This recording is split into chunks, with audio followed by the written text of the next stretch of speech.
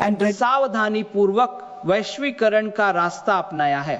हाँ, और जब हम 2003 से 2007 तक के दौर में थे, तब पूरी दुनिया में तेज विकास का दौर चल रहा था। इसमें भारत ने अपनी स्थिति मजबूत की और भारत की ताकत इन मूलभूत व्यवस्थाओं के क्षेत्र में रही है। इंफ्रास्ट्रक्चर का निर्माण अनुकूल माहौल बनाने के लिए, और सबसे अहम बात यह है कि जो पिछले समय में राजनीतिक रूप से स्थिर हुआ है, 2014 से लगातार उन्होंने पॉलिसी को प्रेडिक्टेबल रखा है।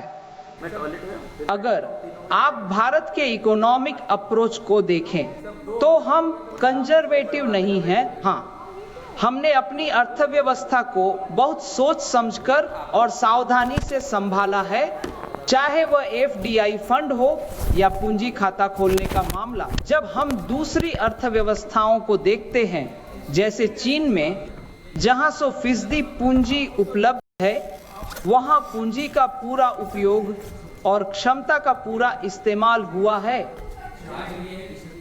वे गृह कार्य कर रहे थे कि हम नियामक सुधार करें, टैक्स में भी सुधार करें। जो प्रक्रिया तालमेल से चल रही थी, हमें उसका नतीजा देखने को मिला। आपके सवाल का दूसरा पहलू था कि हम क्या कर रहे हैं। पिछले बजट में निर्यात बढ़ाने के लिए एक खास सेक्टर में कई चीजें थीं, चाहे वह कॉटन हो या कुछ कई कमोडिटीज के लिए निर्यात बढ़ाने पर केंद्रित सेक्टर अप्रोच रहा।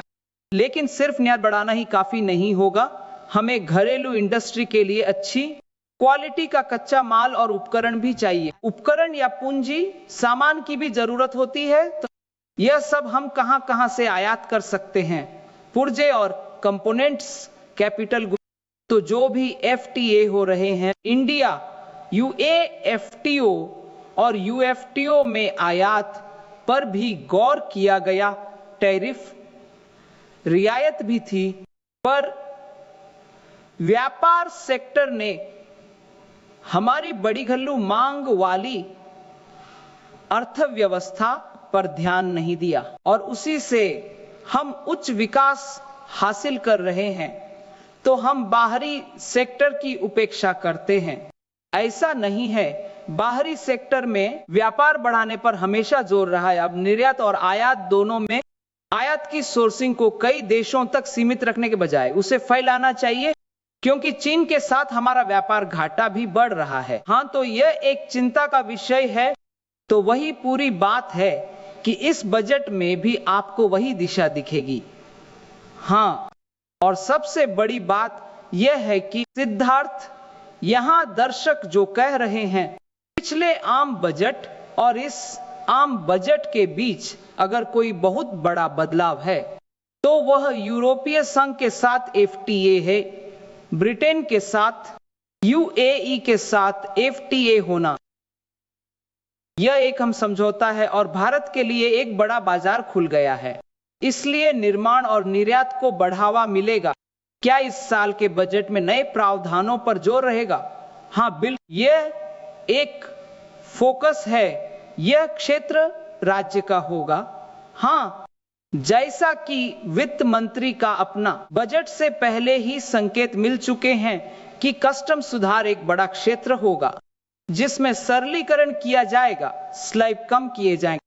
पिछले साल भी कुछ स्लैब कम किए गए थे, इस साल स्लैब कम किए जाएंगे, साथ ही प्रक्रियाओं को भी सरल किया जाएगा।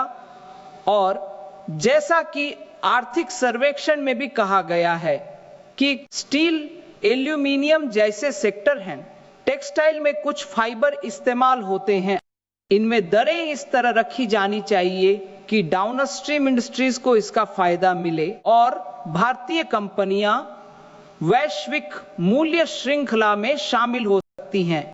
इसी दिशा में यह उम्मीद है कि वित्त मंत्री अपने बजट पर नजर रखेंगी और यह सब FPS के अंतर्गत आता है। यह सब इसमें समाहित होगा और भारत को एक मैन्युफैक्चरिंग का केंद्र बनाने, सर्विस हब बनाने की दिशा दी जा रही है, उस पर और जोर दिया जाएगा। डॉक्टर मेहता कह रहे हैं कि सिद्धार्थ की ग्लोबल वैल्यू चेन को आगे बढ़ाने के लिए यह अभी भी थोड़ी चुनौती है, या यूं कहें कि हमें इस पर अभी और काम करने की जरूरत है। PLI और आत्मनिर्भर भारत से manufacturing base make in India में बना है, लेकिन अब अगली चुनौती है स्केल और एक्सपोर्ट। तो क्या बजट में इस पर थोड़ा फोकस होने की संभावना है? लगता है डॉक्टर मेहता अभी हमारे साथ जुड़े हुए नहीं हैं। तो प्रियदर्शन जी, जो तुलना आप थोड़ी सी समझा रहे थे, अब अगर हम चुनौतियों को थोड़ा देखें, क्योंकि जब हम सुधारों या बड़े कदमों की बात करते हैं तो यह एक या दो बार में होने वाली प्रक्रिया नहीं है, यह साल दर साल होनी चाहिए। यह एक सतत प्रक्रिया है। इस स्थिति में आप क्या सोचते हैं? अब आपको बताना है क्या चुनौतियां हैं, क्योंकि जैसा कि मैंने कहा, अगर हम दुनिया से कर तो सभी चुतर पर मौजूद हैं। आप किन चुनौतियों पर ध्यान दे रहे हैं? बजट में तुरंत ध्यान दिया जा सकता है। 2047 का विजन तो है, लेकिन हमें साल दर साल उसकी ओर बढ़ना है। देखिए, सबसे बड़ी चुनौती जो इस समय सामने है वह है वैश्विक अनिश्चितता। यह बहुत तेजी से बदल रही है, यह लगातार बदलता रहता है। तो कहीं न कहीं फाइनेंशियल मार्केट, जो ग्लोबल इन्वेस्टर है, वे भारतीय बाजार को जोखिम भरा न माने, तो यह सबसे बड़ी जरूरत है। अनुशासन, क्या यह बजट में एक अहम बात होगी? बजट थोड़ा संकेत देगा। इस पहलू पर आपकी अपनी क्या राय है? हम इसमें ज्यादा जगह नहीं देंगे, लेकिन यह निश्चित है कि हम देखेंगे कि राजकोषीय प्रबंधन में हमारी क्या उपलब्धि रही है। इसमें और गिरावट नहीं आनी चाहिए, क्योंकि अभी जिस तरह के अंतर्राष्ट्रीय राजनीतिक दबाव बन रहे हैं उसमें कुछ कहा नहीं जा सकता। एक बार पोर्टफोलियो इन्वेस्टमेंट का आउटफ्लो बढ़ जाएगा। और आपने अब सोने और चांदी की कीमतों के बारे में सुना होगा, कीमतें तेजी से बदल रही हैं, तो इससे वैश्विक बाजार के प्रति भारत का नजरिया अचानक बदल जाएगा। निवेशकों की भावनाएं कैसे बनाए रखे, यह एक जोखिम कारक है। दूसरा यह कि जो इस साल एक्सपोर्ट के मोर्चे पर हमारी उपलब्धि अच्छी रही है, ऐसा इसलिए नहीं है कि भारतीय अर्थव्यवस्था किसी भी अन्य अर्थव्यवस्था से कहीं बेहतर थी। हाँ, बात यह है कि काफी फ्रंट लोडिंग भी हुई है। QS ने टैरिफ की घोषणा की है। इग्नू की घोषणा को लागू करने में जो समय का अंतर था, उसमें सप्लायर्स ने सप्लाई को फ्रंट लोड किया है और कीमतें तुरंत नहीं बढ़ी हैं, तो यह भी एक कारक है।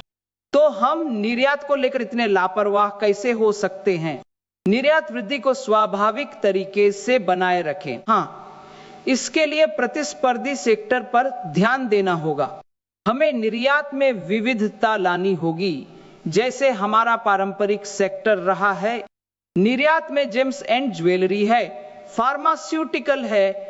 अब हमारे निर्यात में नए सेक्टर आ रहे हैं, डिफेंस है, यह एक इलेक्ट्रिकल कंपोनेंट है, सेमीकंडक्टर क्षेत्र में भी हम जल्द ही ऐसा करेंगे। तो इन सभी सेक्टरों पर फोकस रहेगा।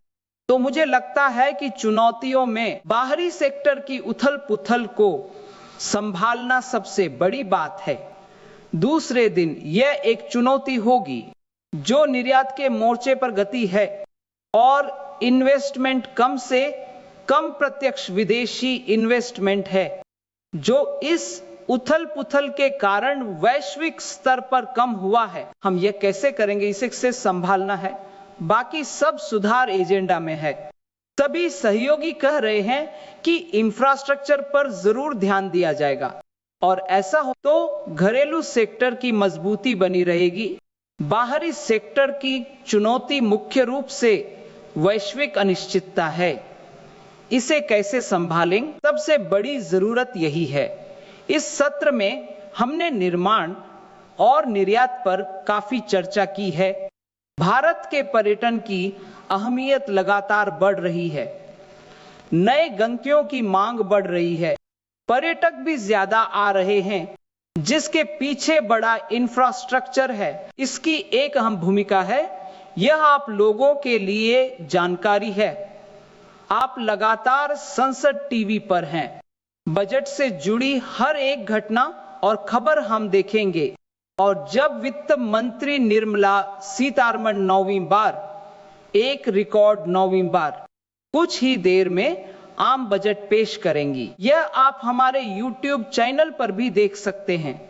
इसे आप न केवल हिंदी में बल्कि भारत की अलग अलग भाषाओं में भी देख पाएंगे।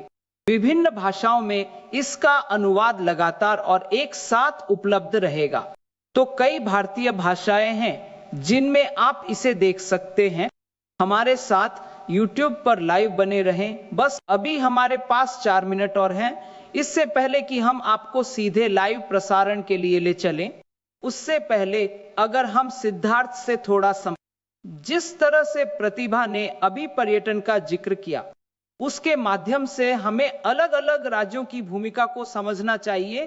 क्योंकि जब हम पर्यटन की बात कर रहे हैं तो भारत का हर राज्य इसमें न किसी रूप में शामिल है। और जब हम सहकारी संघवाद promote mining, processing, research and manufacturing to enhance domestic chemical production and reduction import dependency and reduce import dependency, we will launch a scheme to support states in establishing 3 dedicated chemical parks through challenge route on a cluster-based plug-and-play model. Strong capital